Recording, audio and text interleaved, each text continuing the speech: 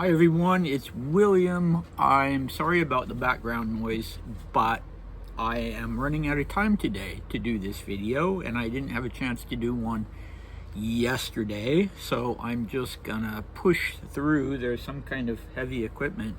They've been paving a nearby road, and they're parking the heavy equipment on my block, so I assume that's what it is. Anyway, not that that's probably interesting to you. In the last video we did 2 books with freaky deaths: Bleak House and A Handful of Dust, both by British authors, one 19th century, one 20th century, 1930s to be specific. And there's a tragic death in A Handful of Dust, but there's also a sort of freaky living death at the end when the main character, Tony Last, is relegated to a purgatorial existence in the Amazonian rainforest, forever reading the collected works of Dickens to his captor. So you don't get much stranger than that. And then in Bleak House, of course, spontaneous human combustion. All right, so what are we doing today? Well, Black Narcissus by Rumer, Godden, and Women in Love by D.H. Lawrence. So these are both 20th century, early 20th century, more, I'm not sure of the date of Black Narcissus, but anyway, D.H. Lawrence and Rumer Godden. And I originally had meant to do them together with Bleak House and A Handful of Dust, because they're also books that have kind of freaky, shivery deaths in them with a lot of sort of subtext. And these 2 are both deaths in the at high altitude in the mountains. All right, so hence the picture. The picture I attached as the thumbnail, I actually took myself at the Fluela Pass in Davos, Switzerland, and I spend about 3 months of the year at high altitude in the Swiss Alps, and do a lot of hiking, sometimes in the snow, sometimes not. I tend to be there. I tend to arrive in just after the winter season, but a lot of times there's still a lot of snow. So anyway, let's get to it. I wanted to talk a little bit about the foreshadowing of death in literature and the incident that springs to mind. There was a lot of foreshadowing of the spontaneous human combustion of Mr. Crook in Bleak House, but another instance that springs to mind is with Joachim in The Magic Mountain, who dies of tuberculosis, dies in bed, a natural death, although he's very young and a fairly peaceful one. But we see the foreshadowing when his cousin Hans Castorp first arrives at the sanatorium. His first night there, he has a dream in which Joachim is hurtling down the mountainside in a bobsled from Schatzalp, which is the hotel that I'm connected to, and he looks funny. He's kind of a loose-jointed, funny-looking way, and that is a very, even though, well, because of the fact that Hans Castorp has been told that the bodies up at Schatzalp are sent down on bobsleds, or toboggans, I can't remember if he specifies. Because of that, it's very definitely foreshadowing, explicit foreshadowing of Joachim's death. Although honestly, the first time I read the book, I didn't pick up on it, and I'm kind of ashamed of myself for that, because it's really so obvious. Okay, so yeah, I'm going to try in mind as I continue with this series to think about how deaths are foreshadowed in various literary works. And one of the themes in the previous 2 and in these 2 books is where morality comes into it. So when we're talking about deaths that aren't natural, does that mean that they always represent some kind of evil, either on the part of the person, him or herself, or in the situation. So that's something to think about as well. I don't have a simple answer to that. And these deaths, like the ones in the previous two books, have a scandalous sort of dimension to them. Okay, so they're not deaths from old age. We have no deathbed scenes.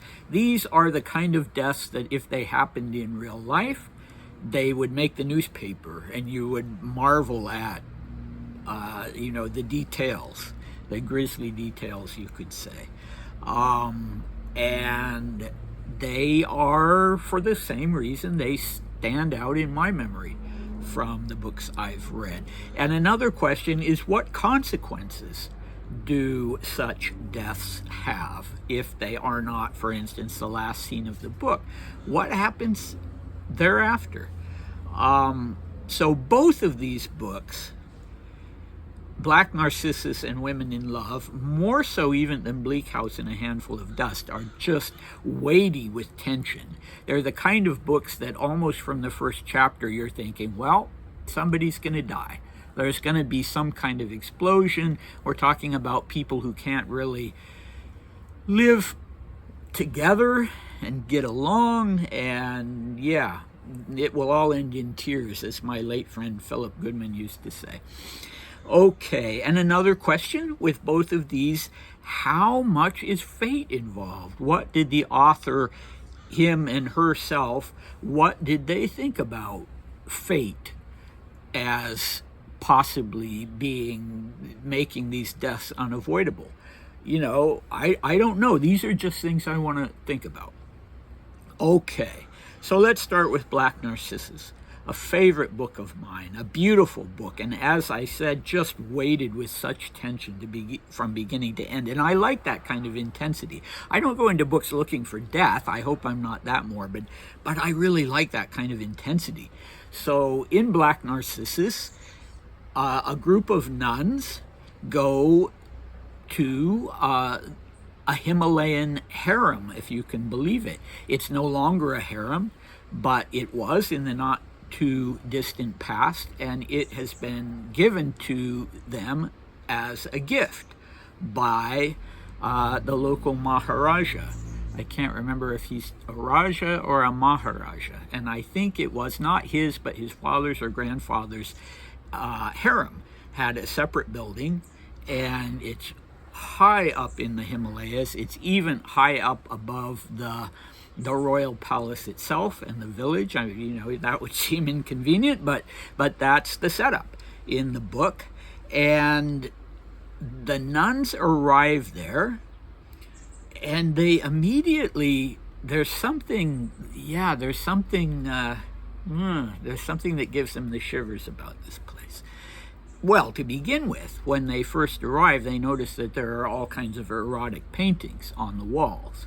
And so that's, that's not really what nuns are known for, and it makes them uncomfortable. But it's not just that. There's this sort of haunted sense. Not that they ever encounter ghosts or anything like that, but there's a sense of this building being just weighty with the past. Kind of like Schatzalp is nowadays, the hotel that was a TB sanatorium, not in a sinister way. And this is sort of more this is not in a sinister way either. But it's just something that the nuns pick up on and don't know what to do with. And they start falling under the spell of the place, this kind of odd enchantment. From the moment they arrive, the nun who's in charge of the garden, they want a very practical garden. They can grow whatever vegetables they can at high altitude. And she just starts envisioning very vividly this just gorgeous flower garden. At Schatzalp, there's the alpinum, which is full of flowers that flourish at high altitude. So I always think about that. And she immediately starts sending away for exotic flower seeds, and so much for the vegetable garden. And the Mother Superior, of course, is not happy about that. And also this on the sexual end of the spectrum, there's a nun that already has some mental health issues, and the Mother Superior did not want to bring her to the Himalayas, but the head of her order insisted upon it. And so her name is Sister Ruth. And the Raja has assigned this Englishman named Mr. Dean to be the liaison between him and the nuns, and to take care of all the maintenance of the building, make sure they're well settled, and he comes like once a week and checks on them. Well, Sister Ruth just falls madly in love with this guy. And Sister Clodagh, on the other hand, it's an Irish name. I don't know if I pronounce it correctly. It's Clodagh. She is the object of Mr. Dean's fascination. He kind of falls for her. And of course, they become very good friends in a strange way. She never approves of him, but they become very simpatico. But there's no, I mean, she certainly doesn't fall for him. But Sister Ruth notices this attraction that he has for Sister Clodagh, and Sister Ruth is just, she can't deal with the jealousy. So you see where all of this is leading, just pregnant with tension. And then there's another nun who loves children, and she's been warned by Mr. Dean to be very careful with these children, because the slightest harm that might come to one of them, the villagers are going to interpret it according to their superstition, and there's going to be hell to pay. And indeed, there's a little boy whose mother brings him, and he is dying, and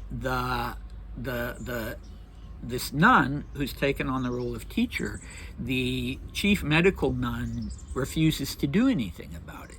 So this other nun, out of compassion, gives this boy an injection, and she pretty much knows that it's not going to work, but because he is dying and there's really no way to turn that around, but out of compassion she gives it to him. And when he dies, the mother and the other villagers interpret this as some kind of evil magic that the nun has done, like giving him poison, and so they very nearly come up and just slaughter all the nuns. And so that adds another layer of tension. And all of this, so we have the death of a child, and it's a very sad one. But all of this is, just another way that the tension is building up. So Sister Ruth has already sent away secretly to Delhi for a dress, and it's a red dress. It's a flaming red dress, and so of course we know symbolically that the red dress means a fallen woman. And indeed, if there's a moral element to this, it's that she has abandoned her role as a nun and a bride of Christ in order to dress up in this garb of the fallen woman, and she actually leaves the convent and goes to Mr. Dean's house and throws herself at his feet, but he wants nothing to do with it. He rejects her completely. Honestly, I feel quite sorry for her, because she's not able to resist this. She does have pre-existing mental health issues, and she's devastated by the rejection, but instead of finding some more positive way to deal with it, she goes back up to the convent, and she attacks Sister Clodagh, who, if I remember correctly, has gone out to ring the bell for Vespers or something like that, and she physically attacks her. And there's this, intense fight that's going on, and I think Sister Ruth would like it to be to the death. Sister Clodagh is, of course, just defending herself, and the outcome of this intense fight is that Sister Ruth falls off a cliff, and that's the end of her. And it's not only the end of her. So we talk about consequences. It's the end of the convent. The sisters all realize that this place is exercising such a powerful, more or less neutral, but a powerful enchantment over them. It's the Magic Mountain. This is one aspect of magic on this mountain too. So was it fate? Was it foreshadowed? Well, like I say, something was going to happen. You know this, and you know it's going to involve Sister Ruth. Was it fate? Did Rumer Godden look at it as something that was inevitable? I think absolutely not. I think the idea is that if the convent had remained in, I think it's France that they're at, France, Belgium, if all the nuns had remained there, of course this wouldn't have happened. It has to do with this enchantment and the connection to evil, the connection to morality. Well, you know, poor Sister Ruth just went off the deep end, so I'm not sure if we can moralize about that. But it is, and there's also a very, very good film version of it by the British director Michael Powell, who's for me, one of the top film directors ever. And, you know, I highly recommend that. And this scene is just so intense at the end of the movie. And yeah, the TV series, I didn't get past the first episode. It was just awful. But, you know, whose sin is this, as Christ's disciples once asked him? Another problem is that poor Sister Clodagh had been jilted by a man that she truly loved. So did that contribute to this death? Yeah, I mean, there's all this sexual tension, right? Okay. So next, let us go on to Women in Love. I'm sorry I talk so much. This is D.H. Lawrence. I am not a big fan of D.H. Lawrence. I acknowledge what a great writer he is, but yeah, we don't have the sort of same symbol vocabulary, or we're not really simpatico. I read the book because, oddly enough, my friend Philip, who's now deceased, he died this year actually, unfortunately, his grandmother was included in this book as a character under a different name, of course, Lady Adeline Merle, who was a great literary patroness of the Bloomsbury group, and Lawrence just rips into her. He creates this character that is obviously her and then just rips into her, and she was sort of crushed by that in real life. But that's why I read the book, because I wanted to see what that was all about. But anyway, we have the Critch family in this book and the Brangwyn family. The Brangwyn family have two daughters, Ursula and Gudrun. They have other daughters as well, but these are the two eldest and main characters. The Critch family are very wealthy. The father is a great industrialist, but of an old-fashioned kind, who cares very much about his employees and about the community. Really an upstanding guy. Gerald has never gotten along with his father, and Gerald is a funny bird. He's very guarded, and it's hard to figure out what's really going inside of Gerald Critch. His younger sister Diana, who's 14, is the first one to die. She drowns at a big sort of picnic, entertainment, outdoor festival kind of thing that the Critch family gives for the local people. And Diana, through foolishness, because she's capering on this boat and going where she shouldn't go on the roof and that sort of thing, and she falls off, and a man dives in to rescue her, and they both drown, and this body of water is drained, and, you know, there's this horrifying scene of the two bodies found, and Diana is tightly clutching her rescuer, and Gerald says, well, she killed him. He's a young doctor. His father is crushed, and I didn't realize it at the time, but just now, I would say, aha, that's an instance of foreshadowing. The Critch family is not going to have good luck throughout the book.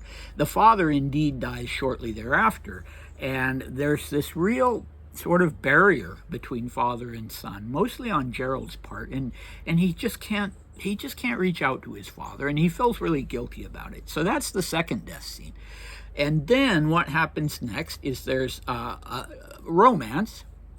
You have the oldest daughter, Ursula, with an artist named Rupert Birkin, and then you have the younger daughter, Gudrun, paired up with Gerald. And Diana Critch's death has that direct consequence, that there's one more young sister who's crushed by her older sister's death, and she's all alone in this house. She's too sensitive. Her parents decide to be sent to school, but she's very artistically talented, so they hire Gudrun to be her art teacher and kind of just general friend and mentor. And that's how Gudrun comes into almost daily connection with Gerald, and he falls for her in a big way.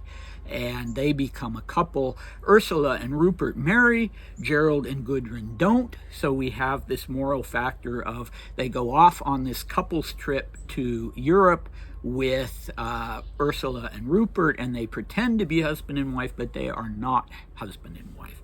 And the whole thing culminates when they go to this Alpine Gasthaus or inn high up in the Alps, German-speaking part of the Alps, and things are rapidly falling apart between Gudrun and Gerald. It's turned into a pretty vicious kind of love-hate relationship, and Gudrun becomes infatuated with this older man, this German artist, sculptor named Lorca, and she actually uses that relationship consciously to drive Gerald crazy and to undermine his manhood. And yeah, I mean, really, really nasty stuff. And certainly D.H. Lawrence has been accused of being misogynistic. I'm kind of on the fence about that because he has some excellent, excellent female characters. I'm not a woman, so I can't say how realistic they are, but to me it seems like he's one of the few writers who's showing sort of love and sexuality and that sort of thing from a woman's, completely from a woman's point of view in these characters. Whether accurately or not, I can't say. But anyway, there's nearly a different kind of death from what we have in the end, because Gerald is finally, he just flies into a rage and he tries to strangle Gudrun, but at the last minute he's recalled to himself, what am I doing? And he lets her go and he takes off.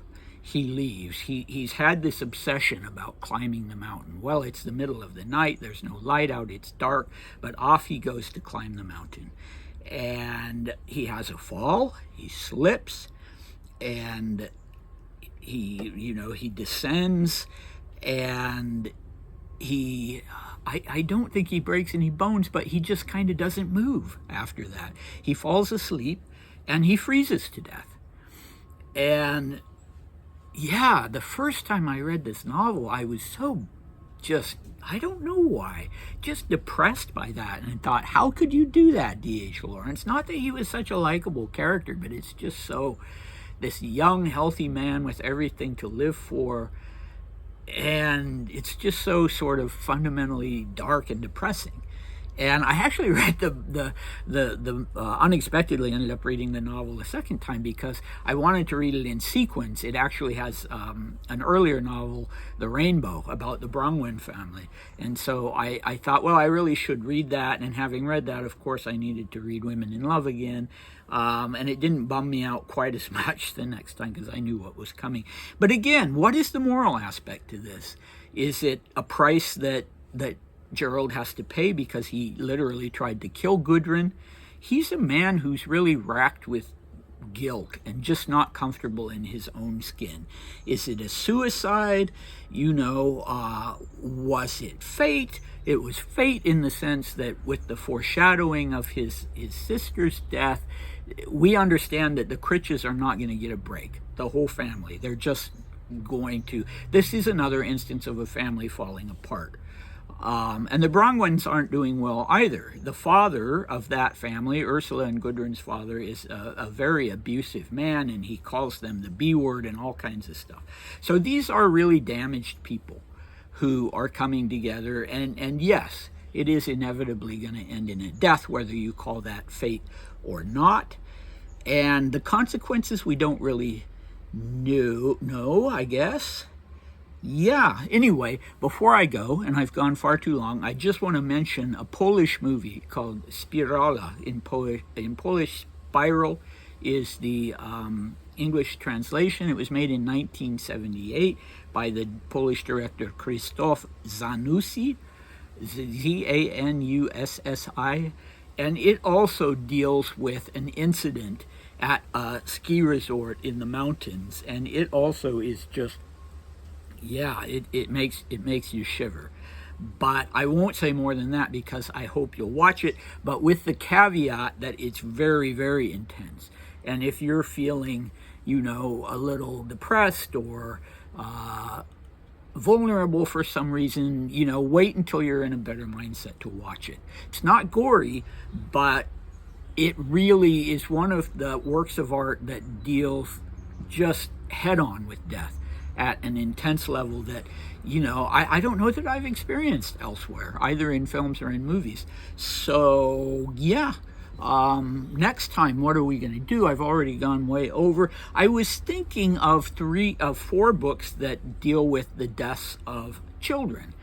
Of course, we've already had a handful of dust with the tragic death of little John Andrew, who's killed by a horse.